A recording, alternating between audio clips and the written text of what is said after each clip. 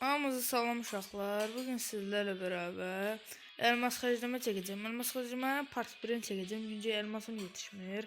250 elmas düzəltdim zorlamamla. Nə qaracaq uşaqlar? Nə qaracaq? Burada dostum var. Nə qaracaq? Buradakı ifadəni alacaq uşaqlar. Sizlərlə beraber. Gəlin birlikdə alaq. Deməli mən bu ifadəni almaq istəyirəm əslində. Çox yaxşı ifadədir. Zorun ifadədir. Bu ifadəni də bir dəqiqə görüm.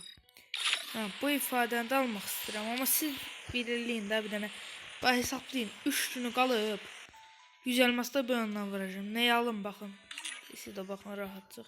Həm Free Fire'dan da baxa bilərsiniz. Bu gülmə ifadəsi deyil bu arada. Mən elə bildim gülmə ifadəsi. Bura baxın gülmə ifadəsinə oxşuyur. Amma gülmə ifadəsi deyil də uşaqlar.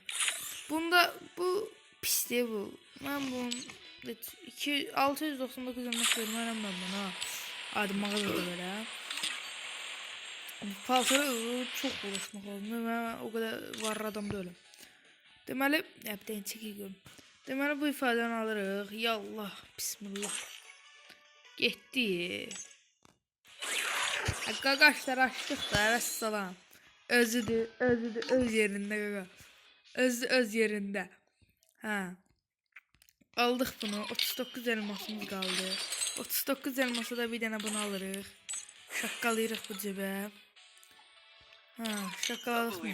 Durdu mu cebimizdə? Əssalam, bu ifadə də özüdür. Əssalam da. Qaqaşlar.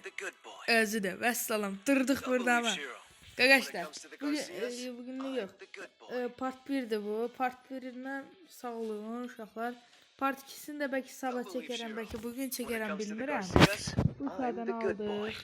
Laf sizin için 9000 altını da xərcləyim biraz.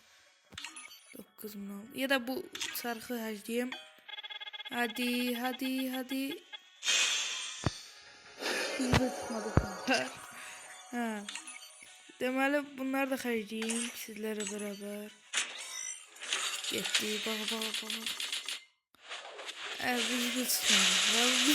Ben istəyirəm də uşaqlar. 159 kartı. Ben istəyirəm də uşaqlar. Ben bu istəyirəm ki olacaq.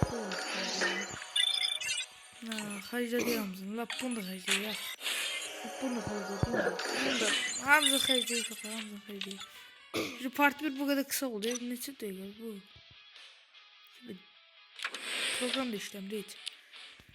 Uşaqlar bu ifadəni də aldıq. Sağ olun, salamat qalın uşaqlar. Hələ bunu screenshot. Bir screenshot yadımdan çıxdı uşaqlar. Screenshot yadımdan çıxdı.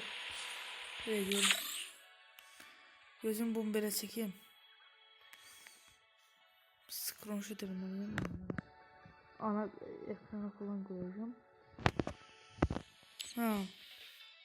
Bu da böyle uşaqlar. Bu elmas xərcləməmiz də bu qədər idi. Part 1'i bu arada. Part 2'si gələcək. Yaxın zamanda bu arada. Elə sabah gələcək də part 2'si. Gözləyin, səbirləyin, gələcək. Sağ olun, salamat qalın. Bugünlük bu qədər. Sağ olun.